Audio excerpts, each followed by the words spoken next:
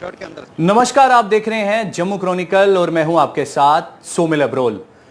19 जनवरी सन 1990 कश्मीरी हिंदू पंडित समाज के जो लोग हैं उनके लिए एक ऐसा दिन जिसे काला दिन भी माना जाता है उनके लिए, और ये वही दिन है जब उनका जिनोसाइड हुआ था और उन्होंने कश्मीर से पलायन किया था।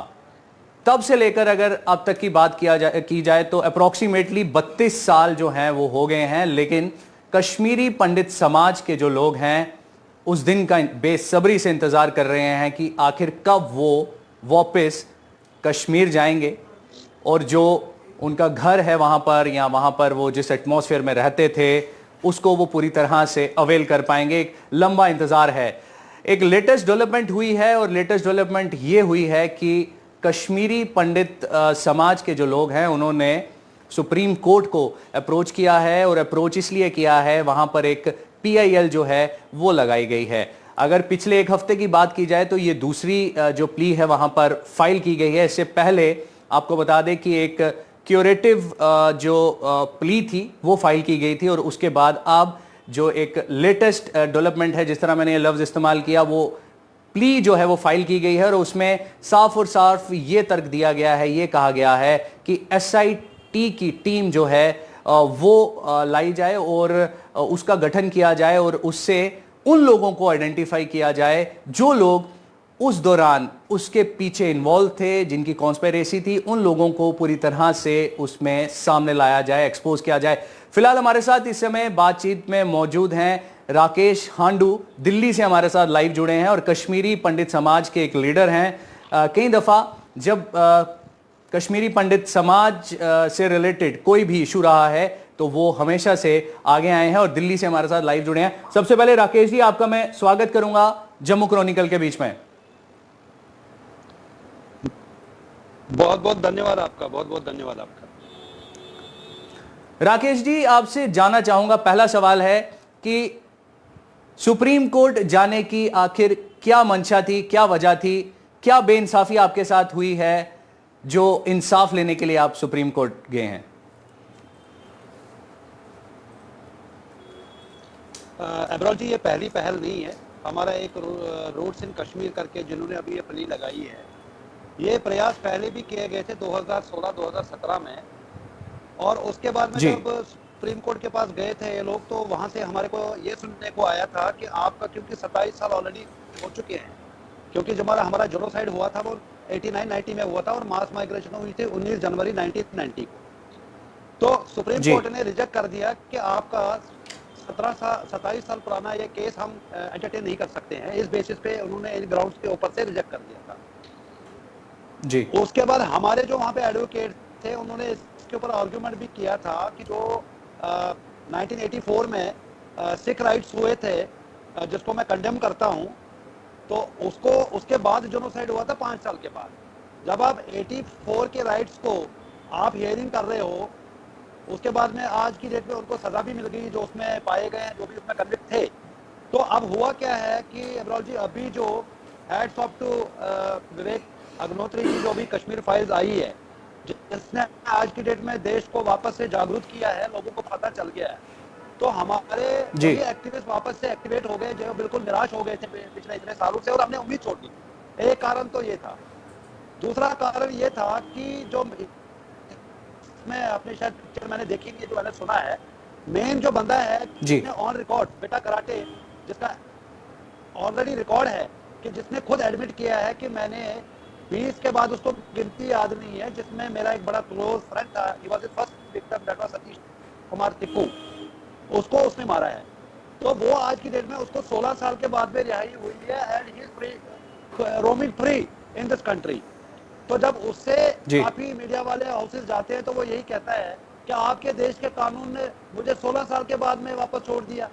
तो इसका मतलब है कि कहीं ना कहीं एवं जब उसका जजमेंट आया था, एनडी वानी जब उसने रिलीज किया था 16 साल के बाद, उनकी जो जजमेंट आई थी उसमें उन्होंने क्लियर कट बोल दिया था कि इसके ऊपर जो है,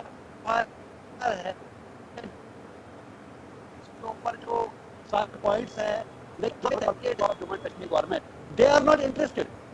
अदरवाइज इसका जो इसके जो सीवियर जो है, इसके ऊपर जो एफआईआर वगैरह है, उसको डेथ सेंटेंस के अलावा कोई और चीज है ही नहीं। राकेश जी, मेरा एक सवाल आपसे रहेगा, आपको क्या लगता है कि जो ये जिनोसाइड हुए थे और इसके पीछे जो लोग इन्वॉल्व थे, जो पिछली सरकारें रही हैं, क्या उन्होंने उन लोगों को बचाने की कोशिश की है? मैं आपको बताता हूँ, क्योंकि मैं थोड़ा ग्राउंड से रिलेटेड रहा हूँ। जब 90s में मिलिटेंसी शुरू हुई थी तो वहाँ पे बिल्कुल एडमिनिस्ट्रेशन खत्म था।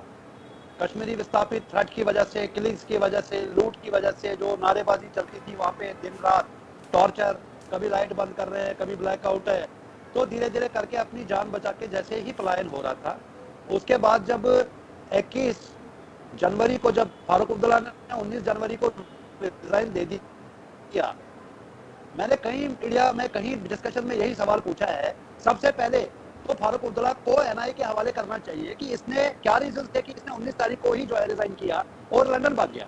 इसका मतलब इसको मालूम था। और एक जगमोहन साहब ने किताब लिखी है, माई फ्रोजन ट्रम्बुलेंस इन कश्मीर, उसमें ओपनली है कि इसी फारूक अब्दुल्ला ने 70 खूंखार आतंकवादियों को जब ये चीफ मिनिस्टर थे छोड़ दिया था। तो इसका मतलब he is also one of the conspirators, he should also be grilled by NIA. Investigation वहां से शुरू होनी चाहिए। आज ये सारे उठा के जगमोहन को ब्लेम दे रहे हैं। Jagmohan has landed in Jammu on 20th and 2 दिन वहां वेदर खराब था। आप उनके जगमोहन के बयान देख लीजिए। 22 तारीख को वो श्रीनगर आए हैं और उन्होंने जब गवर्नर हाउस से, सॉरी एयरपोर्ट से जब वो गवर्नर हाउस पे जा रहे थे, उन्होंने, क्योंकि वो पहले भी गवर्नर रह चुके थे, उन्होंने पहले ही बयान दिया कि जिस कश्मीर में मैं पहले रहा, जहां डेवलपमेंट किया, और आज उस कश्मीर में वॉर जोन बन गया। बिकॉज जिस रोड से वो जा रहा है वहां पे पिकेट लगे हुए हैं, बंकर बने हुए हैं, त्राही मची हुई है, रोज आगजनी हो रही है, रोज लूट हो रहे हैं, पलायन हो रहा है, कश्मीरी विस्थापित भाग रहे अपनी जान बचा को। तो ही वाज आल्सो शॉक कि ये हो क्या रहा है, मैं किस वॉर जोन में जा रहा हूँ। ठीक है, हांडू जी, मेरा आपसे सवाल रहेगा, ये जो प्ली फाइल की गई है, ये कश्मीर फाइल आने के बाद फाइल की गई या फिर इसके पीछे की कुछ और वजह है? देखो, मैंने आपको वही चीज बताई है कि 2017 में, 2016 में जब प्ली लगाई गई थी सुप्रीम कोर्ट ऑफ इंडिया में, वहां से जब रिजेक्शन हुआ तो लोगों की बिल्कुल जो निराशा ऑलरेडी थी और निराश हो गए।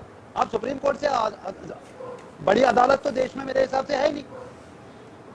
जी,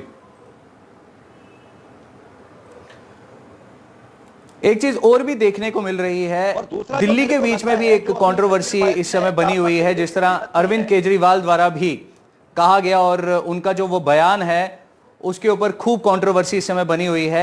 आपका क्या टेक है, आप क्या कहना चाहेंगे उसके ऊपर?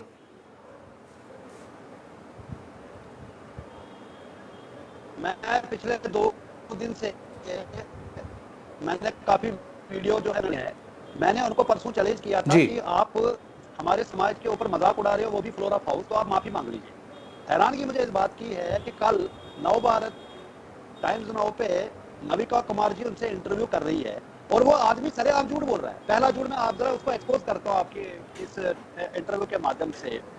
वो ये कह रहा है कि मैंने बीजेपी का खिल्ली उड़ाई है, मैंने कश्मीरी पंडितों की खिल्ली नहीं उड़ाई है। दूसरी बात, वो कह रहा है कि जब वो सीएम बने तो हमारे कुछ 200 के करीब यहाँ पे कश्मीरी विस्थापित हैं, जिनको एक्चुअल में 1993 में मदन लाल खुराना जी जब बीजेपी के चीफ मिनिस्टर थे तो उसमें कॉन्ट्रेक्चुअल जॉब्स दी थी। अराउंड 200 हमारे कैंडिडेट्स थे, उसमें हमारी माएँ, माताएं, बहनें, हमारे जो लोग उस टाइम नीडी थे, बेचारे सड़क पे आए थे, तो वो कॉन्ट्रेक्चुअल के लिए इनके पास गए थे कि इनको परमानेंट करो। He is the same culprit जिस आदमी ने, जब इसको हाई कोर्ट में, मतलब जिस आदमी ने मना किया, उसके बाद में जब वो एम्प्लॉयज बेचारे कॉन्ट्रेक्चुअल एम्प्लॉयज जो थे वो गए हाई कोर्ट में, हाई कोर्ट ने ऑर्डर दिया, इस आदमी ने उससे लेने से मना किया। उसके बाद में वो डबल बेंच में उन्होंने प्ली लगाई, उसने भी वही फटकार लगाई इसको, ये सुप्रीम कोर्ट में चला गया, सुप्रीम कोर्ट ने इसको फटकार लगा दी।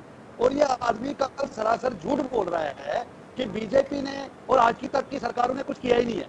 ये सरेआम झूठ है। ये तो राकेश जी लास्ट 32 ईयर से आप भी विक्टिम हैं। तीसरा झूठ क्या बोल रहा है? क्या लगता है कि क्या सोल्यूशन अब इसका है, क्या कॉन्क्रीट सोल्यूशन इसका है?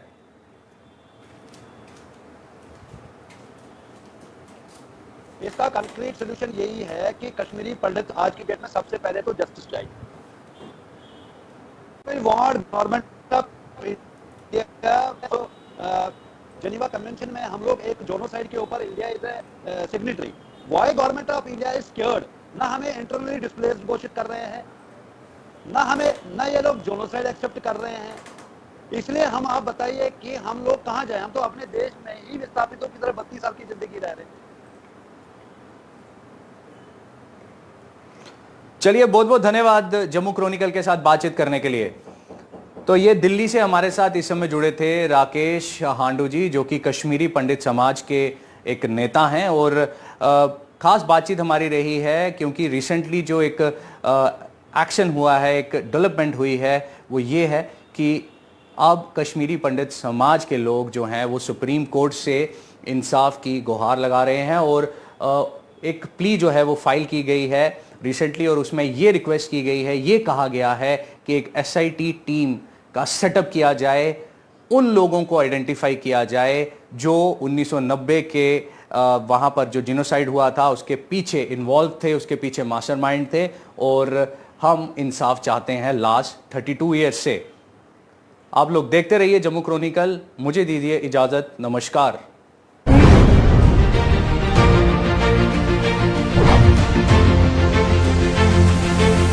आप देख रहे हैं जम्मू क्रॉनिकल।